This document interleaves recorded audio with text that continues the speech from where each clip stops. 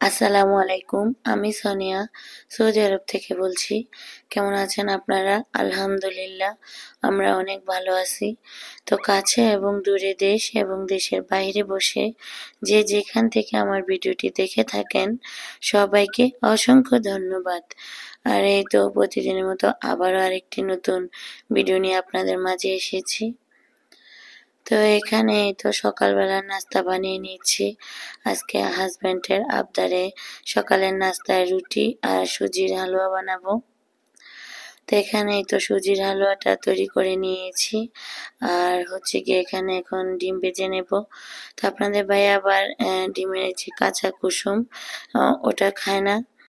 তো আমার আবার এভাবে কুসুম কাঁচা রেখে ডিম আমলেট করলে আমার খেতে খুব ভালো লাগে। তো এই তো এখানে আমার নাস্তা তৈরি করা শেষ।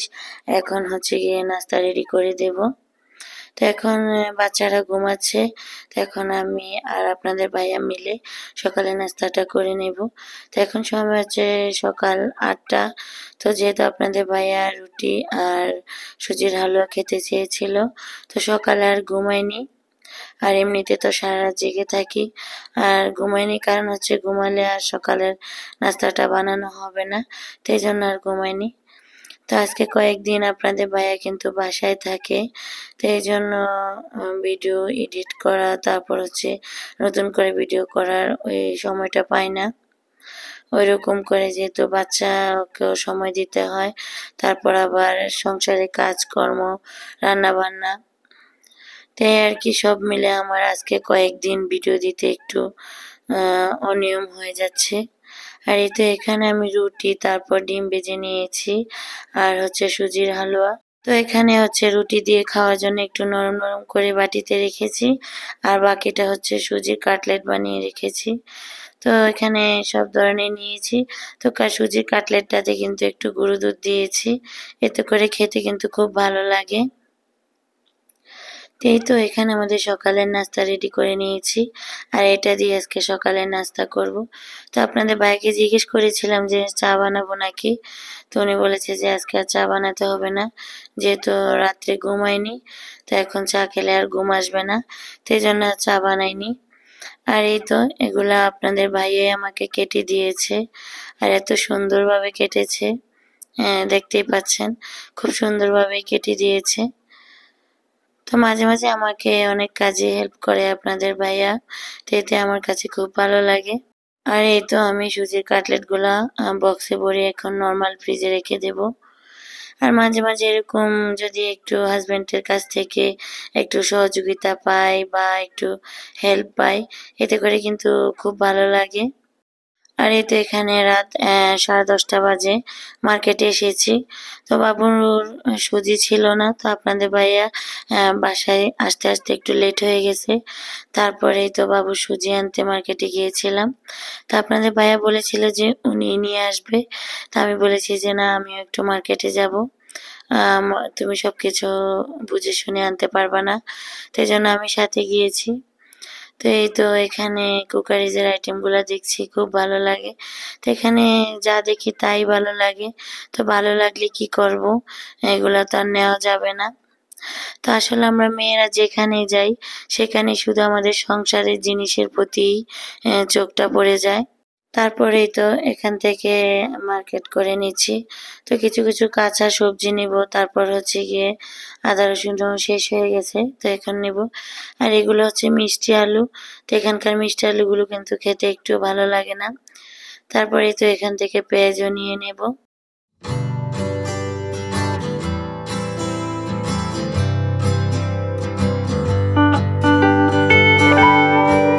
আর এখানকার প্রতিটা মার্কেটের সবজিগুলাই এত সুন্দরভাবে সাজিয়ে রাখে, দেখতে খুব ভালো লাগে। তো এই যে এখানে এই ফলটা খেয়েছিলাম, এটার ঘ্রাণটা আমার কাছে একদমই ভালো লাগে না, তো এটার নামটা ভুলে গিয়েছি। আর এই যে এখান থেকে কিছু পেয়ারাও নিয়েছিলাম। তো এই পেয়ারাগুলো খেতে কিন্তু খুব ভালো লাগে। আর এটা হচ্ছে কুমড়া। তো এখানে আসার পর যে কত ধরনের কুমড়া দেখলাম, তো এটা তো আমাদের দেশের চাল কুমড়ো, এটা তো সবাই চেনেন। তো এই দেখেন এখানে আবার এগুলো হচ্ছে একদম কাঁচা, আমাদের দেশে এটাকে কালি কুমড়া বলে। তো এখান থেকে কিছু শাকও নিয়েছি। আর এখানে আমাদের দেশীয় সব ধরনের সবজি পাওয়া যায়।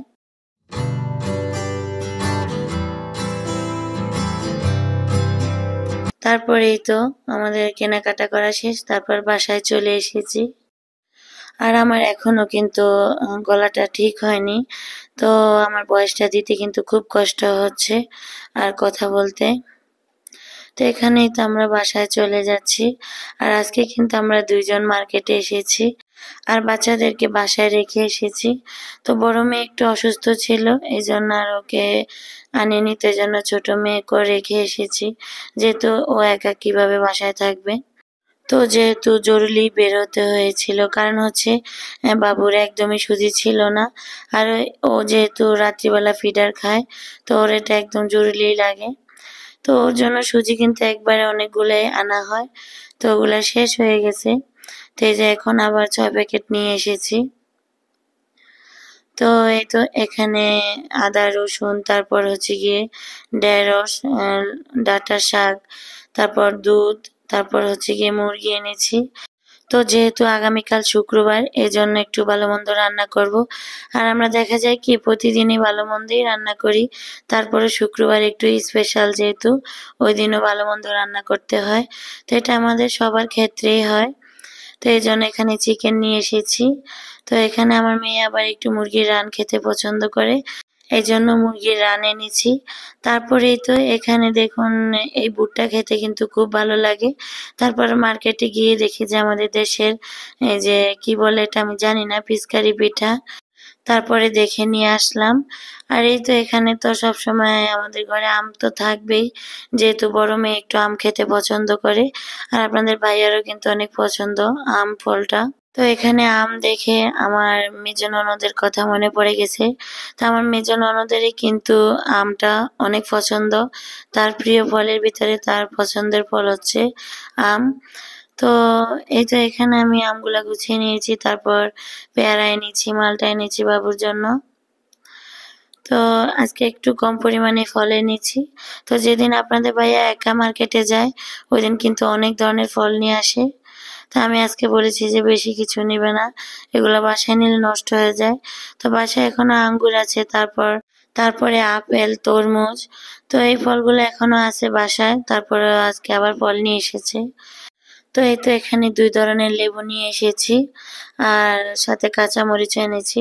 তো আমার কাছে এই গন্ধরাজ ছোট লেবুটা খেতে কিন্তু খুব ভালো লাগে, এই জন্য এনেছি। আর আপনারা যারা এই মুহূর্তে আমার ভিডিওটি দেখছেন, প্লিজ একটা লাইক দিয়ে দিবেন। আপনাদের একটা লাইক আমার ভিডিওটি অনেকের কাছে পৌঁছে দিতে সাহায্য করবে। আর যদি আমার ভিডিওর কোনো অংশ আপনাদের একটু হলেও ভালো লেগে থাকে, প্লিজ চ্যানেলটি সাবস্ক্রাইব করে দিবেন আর পাশে থাকা বেল বাটনের অল অপশনটি প্রেস করে দিবেন, যাতে করে আমি কোনো ভিডিও ছাড়ার সাথে সাথে আপনাদের মোবাইলে নোটিফিকেশন চলে যায়।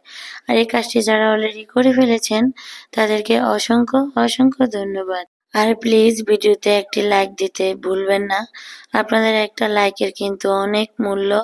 আর আপনাদের একটা লাইক কিন্তু আমার ভিডিওটি অনেকের কাছে নিতে সাহায্য করবে। আর এই তো আপনাদের সাথে কথা বলতে বলতে বাজারগুলো সব গুছিয়ে নিয়েছি। তো এখন এগুলো আমি ঝুড়িগুলা ফ্রিজে রেখে তারপর ঘুমাতে চলে যাব, আর আপনাদের কাছ থেকেও বিদায় নেব। তো দেখতে দেখতে ভিডিও শেষ পর্যায়ে এসে পড়েছি। তো আপনারা ভালো থাকবেন, সুস্থ থাকবেন। আল্লাহ হাফেজ, আসসালামু আলাইকুম।